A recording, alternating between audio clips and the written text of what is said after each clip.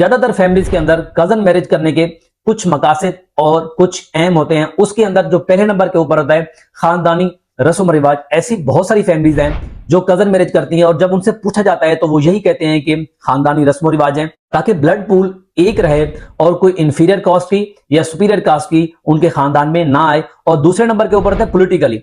ऐसी बहुत सारी फैमिलीज है जो पॉलिटिकली पावर अपने एक खानदान के अंदर रखना चाहती हैं, वहां पे कजन मैरिज बहुत देखी गई है, ताकि जो पावर शेयर है वो ना हो और आपकी जो पावर है वो किसी एक खानदान में रखी जाए। और तीसरे नंबर के ऊपर होता है फाइनेंशियली या वेल्थ वाइज। ऐसी बहुत सारी फैमिलीज और बहुत सारे खानदान है जो ये चाहते हैं कि उनका पैसा किसी एक खानदान से दूसरे खानदान में ना जाए।